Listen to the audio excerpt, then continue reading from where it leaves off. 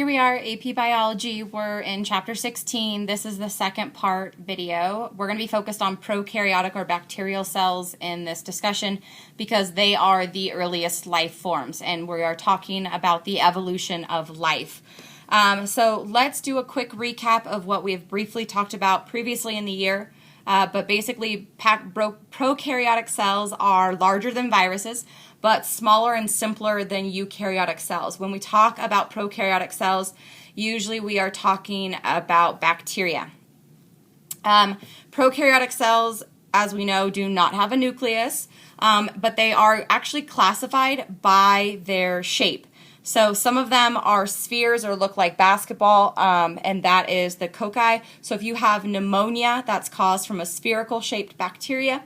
The rods are the bacilli, and that is things that can cause, like your common stomach ailment is often caused from a rod shape or hot dog shaped bacteria.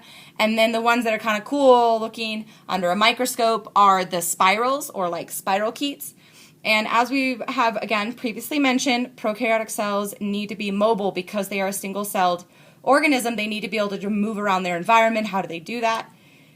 They can use flagella, and flagella is a way for them to have locomotion, or they can have something that is called pili.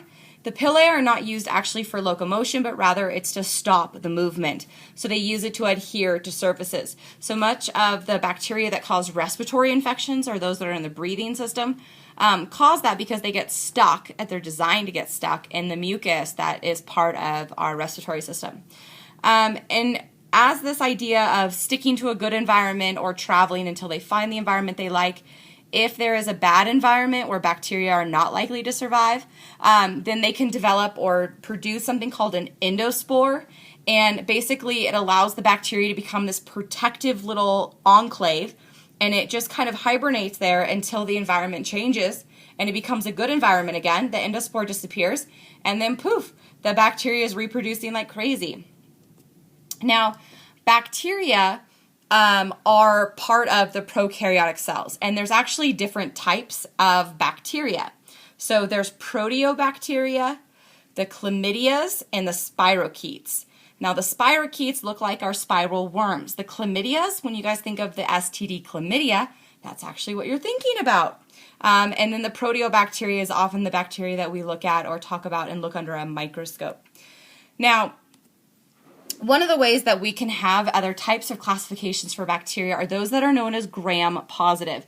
We'll talk about that later on in the lecture. And then there are bacteria that are cyanobacteria, and these are bacteria that actually do photosynthesis, much like plants do. Now, to make it even more complicated, there's more terminology that we have to talk about. And it turns out that bacteria there's types of autotrophs, so organisms that can make their own energy. Well, there are two types. There's photoautotrophs, which use photosynthesis or light to make their energy, and then there's chemoautotrophs, and those that use chemicals or the carbon from different sources. Now, one of the things is that this is the autotrophs. Then there's type of organisms that are the heterotrophs. And these are the ones that get their organic from the compounds that they eat. Now, to make it even more complicated, there are photoheterotrophs, and those are organisms that consume or eat their own energy but can do photosynthesis. And then there's chemoheterotrophs, which are getting their energy from another carbon source. Now, when we talk about the class or group of bacteria called cyanobacteria, these are the ones that form those algal blooms, if you will. And these are the ones that kind of bloom up in aquatic environments when they become contaminated. They're very pretty to look at. Cyanobacteria comes in a variety of colors. If you were to look under a microscope, this is some images that you might be seeing. But again, not all bacteria is like pretty to look at and nice. Some of them are pathogenic, which means that they cause disease. Now, some of them cause disease by producing their own toxins, so exotoxins. And some cause disease because they have endotoxins. So here's an example. This is a spirochete, so the spiral-shaped bacteria that causes the Lyme's disease. That's a pathogenic bacteria. Now, why do we care about this, about what causes the disease? We all laughed when we talked about how people used to think you got sick from a voodoo curse, and that we now know that's not true. The reason why that we know that that's not true is the Koch's postulates. And what Koch's postulates were looking at, the scientist, Robert Koch, what he was looking at was bacteria. And basically, it's a set of experiments or a set of criteria that prove that the bacteria is the cause of the disease and not a voodoo curse or not some sort of other contamination. And so basically, if we walk through the steps, here's your diseased animal. You take out the suspected pathogen, so you isolate it. You grow it in a pure culture, so it can only have the one thing in it. And once you've identified it, then you inject that culture into a perfectly healthy rat. And then the poor rat, if it goes through Koch's postulates, will then die. And now that we know that it dies and we can then re-isolate the exact same bacteria, we now know that the original disease here is the same disease that's here. And in fact, it's the deadly cause. That's Koch's postulates. If that doesn't happen, then we know that there might be some other factors involved. Now, speaking of bacteria, what we're going to look at is we're going to start talking about something called archaebacteria, and this is going to be new for AP biology. Archaebacteria is different than bacteria, even though they fall under the same category as prokaryotic.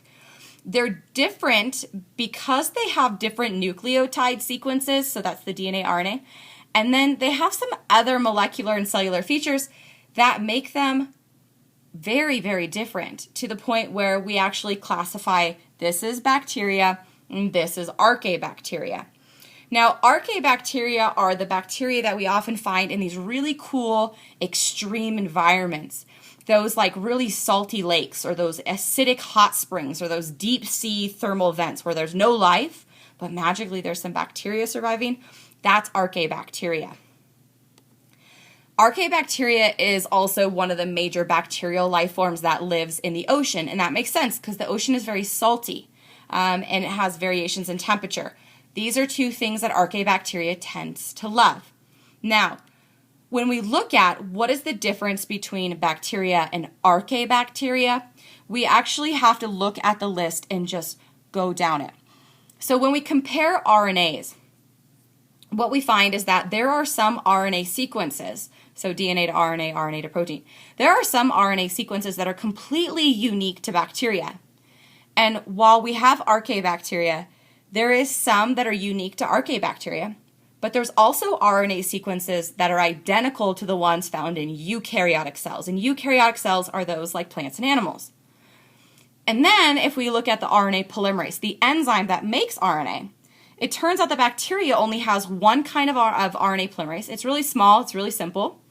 Whereas archaebacteria has several different kinds of RNA polymerases. They're extremely complex.